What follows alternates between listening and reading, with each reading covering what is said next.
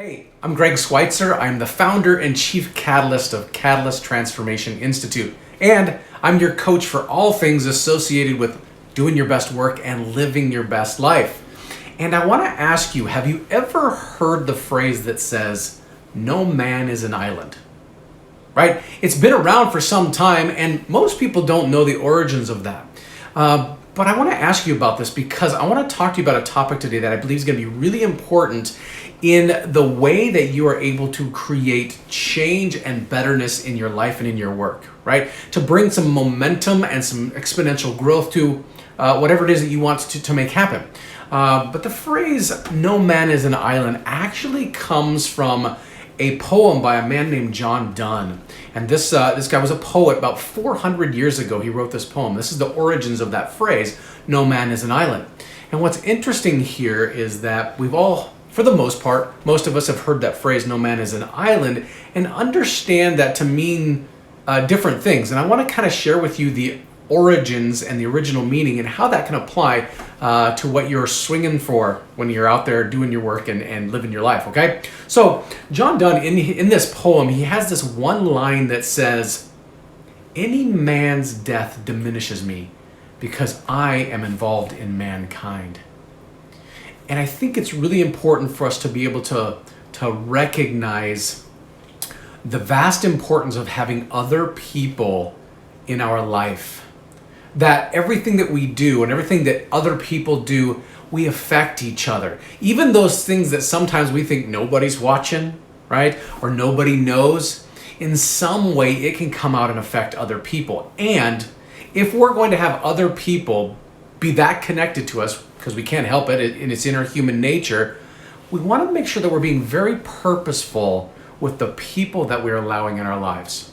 Because it can be magnificent. It can be glorious. I want you to think about the best relationships that you have in your life, right? Think of your significant other or your spouse or your best friend, and you're like, that makes my life much more fulfilling. That is so much richer way to be able to live. Maybe it's the people you work with, right? And you've got people you work with that you just really enjoy, and you guys have a good time while you're there, and you get great things done, and you cheer each other on, right? That can be a very enriching part of life.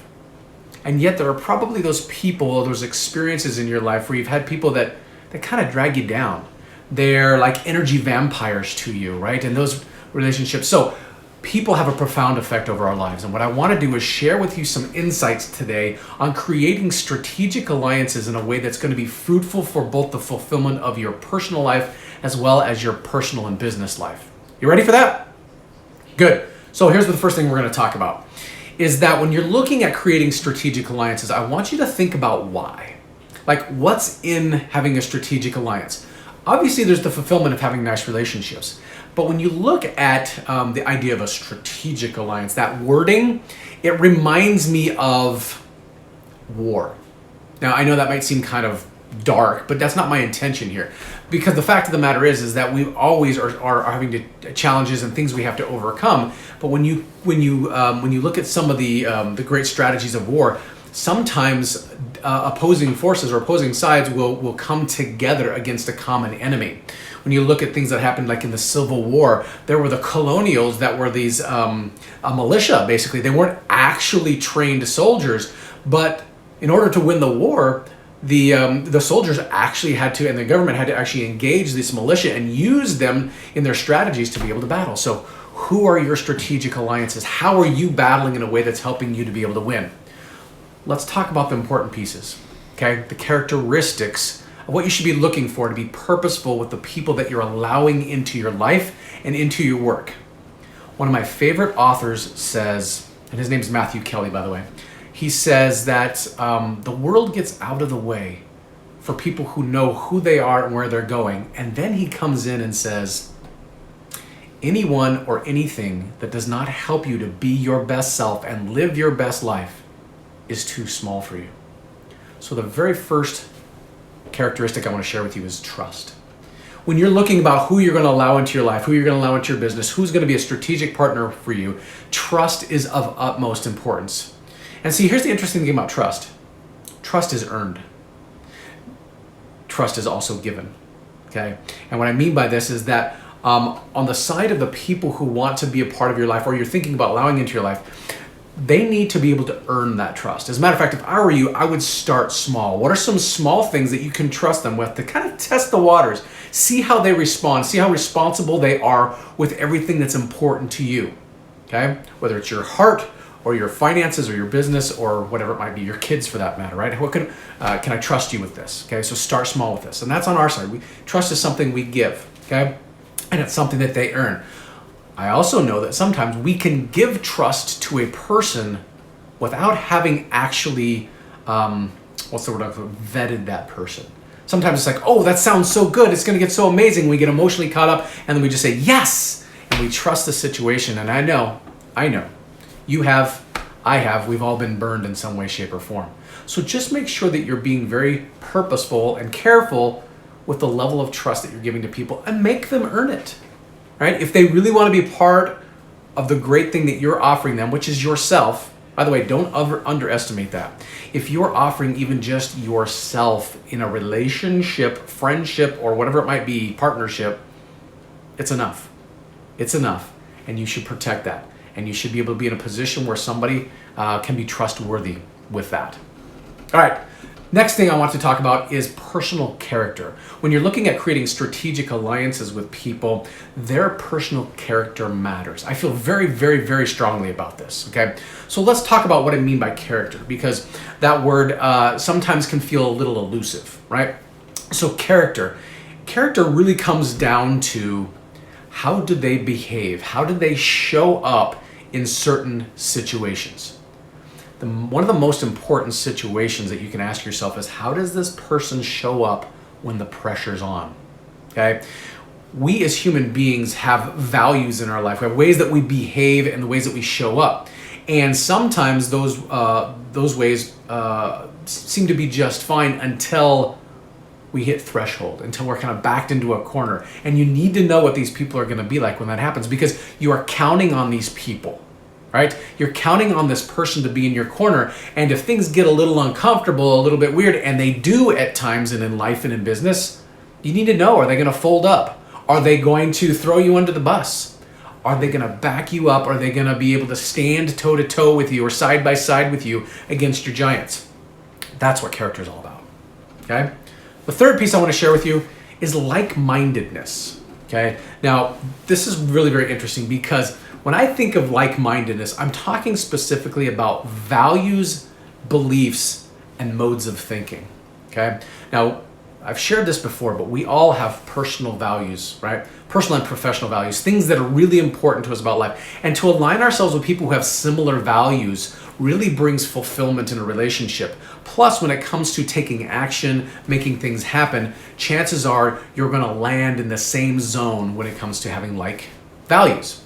And by the way, when I say also values, beliefs are also a critical part of that. And quite honestly, values are actually a collection of what we call high-level beliefs. So beliefs and values are very much intertwined, okay? Now, that doesn't mean you guys have to believe everything exactly the same, right? I've got people in my life who I have strategic business alliances with that we have some similar values in business, but from a perspective of our mindset or psychology, or even, let's say, spirituality, we have completely different views on that. That can still work, okay? So just be sure that you're recognizing that. That third piece I talked about with like-mindedness is modes of thinking, okay? Now, you may not always think the exact same things, but how you think is critically important. And I want you to feel the difference. I want you to notice the difference between the two. There's the content, or that what you think, and then there's the how you think, which is more about the structure of thinking. Okay, positive thinking, and we always talk about, being positive and being as positive as we can, is not always as much about content as it is about structure. Okay, it's usually a combination of both. But when you have like-mindedness in terms of thinking, you guys can think similarly, be able to process things similarly in a way that you'll be able to be aligned. Okay, so you're getting the point here. So far we've talked about trust, we've talked about character, and we've talked about like-mindedness. Now, when it also comes to strategic partners, I also want to talk with you about the flip side of this. And I'm going to call it unlike-mindedness. Okay. Now, if we have like-mindedness, that's really good. And sometimes it's way too easy for us to align ourselves with people who like what we like and want to make us feel good, and they never challenge us, right? They're just like, oh, it's okay, or I know you didn't do, you ate the extra donut. Okay, so no big deal. Or you didn't do the work you were supposed to do in your business, and it's all right. We're just gonna, I love you anyway. And there's a need for that. There's a need for that kind of encouragement. But yet at the same time, you need to know that the character, the ability of this person, or at least having some people in your life who are unlike-minded. And what I mean by this is specifically in the category of ideas, perspectives, and experiences. Okay? So if we look at ideas, being unlike-minded when it comes to ideas, I got to tell you that even in my own life, my own business, I'm glad that I have strategic partners, strategic alliances. I'm glad that I have coaches in my life. Even my wife sometimes will bring an idea to me that I hadn't thought of before. And all of a sudden, I have a new open door, a new way to move forward. And it gets really exciting. If you look at history, what you'll find is that historically, some of the greatest inventions and the things that have changed the course of history over time was a combination of something traditional that we kind of already thought of and something way out there that somebody else came up with, a new idea, okay? And we can merge those things together and mix them together and create something completely innovative and new. So you need new ideas, you need fresh ideas. But we also need fresh perspectives, okay? We don't see things the same as other people. We may have a different perspective. We may have a different point of view. Okay, and when I say point of view, it's kind of like if you see a car accident that happens, you got one person who tells the story of what they saw, and another person tells the story of what they saw, and the stories are just a little bit different because their perspectives are different. And having various perspectives gives you a broader view, gives you more data and information from which to make decisions. And having people in your life with different perspectives can be fruitful even if you don't agree with that perspective. Okay? The third piece on being unlike-minded with your strategic alliances is experiences. There are some things I just haven't done and experienced in my life. There are some things that you haven't done or experienced in your life. Okay? And when other people come into our life and they've had those experiences and they can share that with us, it enriches our own experience of life, and maybe we decide to take that on. I've never been to Africa, but I've had friends who have gone to Africa and they said it was an amazing experience, and they told me about it, and I was like, that doesn't sound like what I thought Africa would be, and it sounds very interesting. So I may sign up. I may just go to Africa, right? So you get the idea here is that when people have different experiences and they share those experiences with you, it enriches your life, but it also gives you more for which to be able to create the life that you're looking for as well. One more piece, okay? We've talked about trust, character, like-mindedness, unlike-mindedness, and the last piece I want to talk about is skill, okay?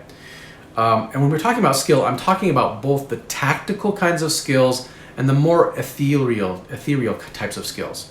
Another way to think of that would be the physical types of skills where you're actually physically taking action, and our psychological skills, modes of thought, being able to give us new perspectives through conversation and language, not necessarily through doing actions, if you will. Okay, so when you bring strategic alliances, align yourself with people who are better at you than something, because that's going to either teach you and you can grow and learn it, or they can handle something for you that you can leverage off.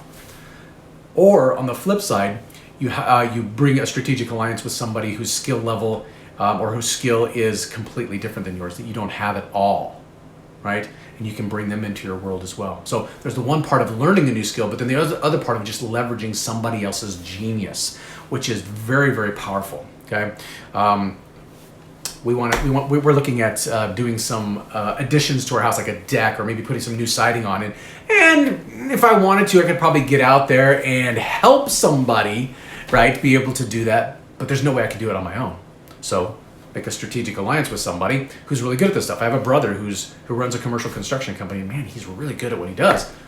I could call him if I wanted to. I have a cousin who does this, right? Or I could hire somebody. I think you're getting the idea here. Now, I've shared with you some key ways to be very purposeful about who you allow into your life, and to do it on purpose, okay? I want you to understand, I'm not telling you to be standoffish about people. And I'm not telling you to accept everyone in your life, but what I am saying is that seek out people and strategic alliances, relationships that are going to be fruitful for your life, fruitful for the experience of fulfilling life, and fruitful for the adventures and the business and the hobbies and the things that you want to accomplish and achieve.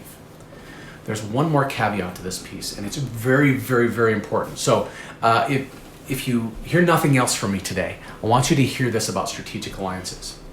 And I want to talk to you about the difference between being skeptical and being cynical when it comes to people in your life and who you're allowing in your life. You see, a cynic says, I don't really care what you have to say. Okay? A cynic says, I've already got my mind made up, and no thank you. Stop, I don't care, it's over, goodbye. I don't need that. Okay? It's prejudging a person or a situation. That's what a cynic does. Okay?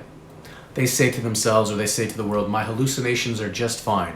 Okay? And they close themselves off from great people, great experiences, perspectives, and ideas. But a skeptic is a person who says, okay, I will let you in a little. I will hear what you have to say, and then I'm going to decide from here whether or not I take that on as my truth, or I take you on into my world, or if I don't. And see, the difference between being a cynic and being a skeptic is that a skeptic has kept themselves in power about who and what they allow in their life, whereas a cynic is coming mostly from a place of fear or arrogance and is cutting off that which is going to make them better as a person and make their life much more experiential. I bet you can agree with that, right? So be skeptical. Don't be cynical. Purposely search out some strategic alliances and make your life that much more glorious. Make your success that much more profound because you now know how to do this. All right, you know that I love you, so be great. It's what you're made for. We'll talk soon.